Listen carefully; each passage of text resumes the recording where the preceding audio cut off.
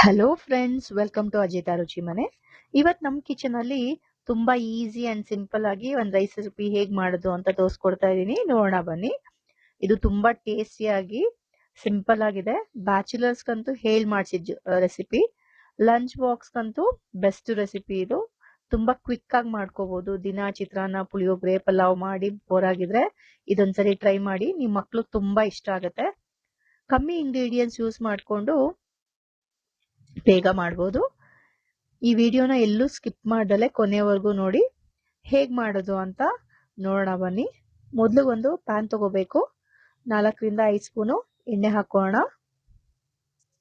ಮೊದಲಿಗೆ potato wash ಮಾಡ್ಕೊಂಡು peel ಮಾಡಿ ಚಿಕ್ಕದಾಗಿ ಕಟ್ ಮಾಡ್ಕೋಬೇಕು.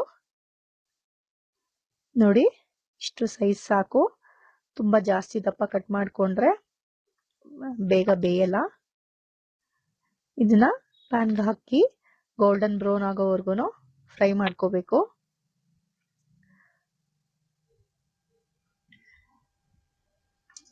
ಸ್ವಲ್ಪ ಚೆನ್ನಾಗಿ ಫ್ರೈ ಆಗಬೇಕು. ಮಕ್ಳಿಗೆ ಇದು ಫ್ರೆಂಚ್ ಫ್ರೈಸ್ ತರ ಫೀಲಿಂಗ್ ಬರುತ್ತೆ.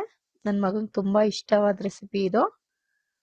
ಫ್ರೆಂಚ್ ಫ್ರೈಸ್ ರೈಸು ಅಂತ ಹೇಳ್ತಾನೆ ಇದಕ್ಕೆ. ಬಿಕಾಸ್ ಮಕ್ಳಿಗೆ ಫ್ರೆಂಚ್ ಫ್ರೈಸ್ ಕಂಡ್ರೆ ತುಂಬಾ ಇಷ್ಟ ಆಗುತ್ತಲ್ವಾ. ಚೆನ್ನಾಗೆ ಫ್ರೈ ಮಾಡ್ಕೊಳ್ಬೇಕು ಇದನ್ನ. ಕ್ಯಾಪ್ಸಿಕಮು ಮಕ್ಳಿಗೆ ತುಂಬಾ ಇಷ್ಟ ಆಗುತ್ತೆ. ಸೊ ಎರಡು ಹಾಕಿ ಮಾಡೋದ್ರಿಂದ ಬೆಸ್ಟ್ ಕಾಂಬಿನೇಷನ್ ಇದು. ನೋಡಿ, ಇಷ್ಟು ಕಲರ್ ಬಂದಾದ್ಮೇಲೆ ಇದನ್ನ ಒಂದು ಬೌಲ್ಗೆ ಹಾಕೊಂಡು ತೆಗೆದಿಟ್ಕೊಳ್ಳೋಣ. ಸೊ ಅದೇ ಪ್ಯಾನ್ಗೆ ಇನ್ನೊಂದು ಸ್ವಲ್ಪ ಎಣ್ಣೆ ಹಾಕೋಬೇಕು. ಒಂದು 2ರಿಂದ 3 ಸ್ಪೂನ್ ಎಣ್ಣೆ ಹಾಕೊಂಡು ಎಣ್ಣೆ ಕಾಯ್ದಾದ್ಮೇಲೆ ಸ್ವಲ್ಪ ಸಾಸಿವೆ ಹಾಕಬೇಕು. ಸಾಸಿವೆ ಚೆನ್ನಾಗಿ ಸಿಡಿದ್ಮೇಲೆ ಸ್ವಲ್ಪ ಜೀರಿಗೆ ಹಾಕೋಬೇಕು. ನಿಮ್ಗೆ ಬೇಕಂದ್ರೆ ಬೇರೆ ವೆಜಿಟೇಬಲ್ಸ್ ಹಾಕೋಬಹುದು. ನಾನು ಇಲ್ಲಿ ಕ್ಯಾಪ್ಸಿಕಮ್, ಪೊಟ್ಯಾಟೊ ಯೂಸ್ ಮಾಡ್ತಾ ಇದ್ದೀನಿ. ಇದೆರಡು ಬೆಸ್ಟ್ ಕಾಂಬಿನೇಷನ್, ಅದಕ್ಕೆ ಇದನ್ನ ಯೂಸ್ ಮಾಡ್ತಾ ಇದ್ದೀನಿ. ನೀವು ಬೇಕಂದ್ರೆ ಕಾರ್ನ್ ಹಾಕೋಬಹುದು. ನೋಡಿ, ಇದೊಂದು ಸ್ವಲ್ಪ ಗೋಲ್ಡನ್ ಬ್ರೌನ್ ಹಾಕಬೇಕು. ಅಲ್ಲಿವರೆಗೂ ಸ್ವಲ್ಪ ಫ್ರೈ ಮಾಡ್ಕೊಳ್ಳೋಣ. ಚಿಕ್ಕದಾಗಿ ಕಟ್ ಮಾಡಿ ಇಟ್ಕೊಂಡಿರೋ 1 ಕಪ್ಪು ಟೊಮೆಟೊ ಹಾಕೋತಾ ಇದ್ದೀನಿ.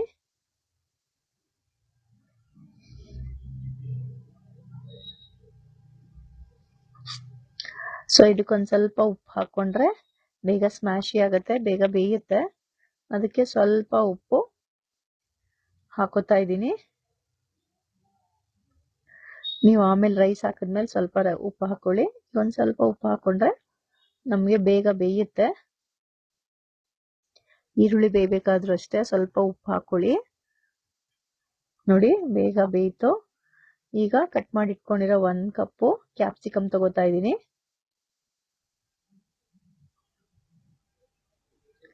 ಇದೊಂದು ಸ್ವಲ್ಪ ಆಗ್ಬೇಕು.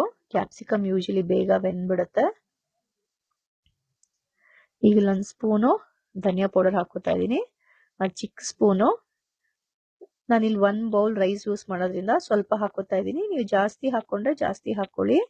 ಒಂದು ಅರ್ಧ spoon chilli powder, 1 spoon garam masala ಹಾಕೋತಾ ಇದ್ದೀನಿ.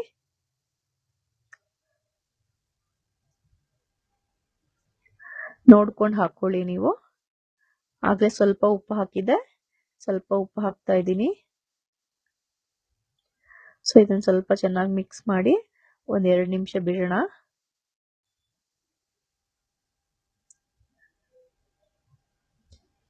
ನೋಡಿ, ಫ್ರೈ ಮಾಡಿ ಇಟ್ಕೊಂಡಿರೋ ಪೊಟ್ಯಾಟೊ ಹಾಕೋಬೇಕು.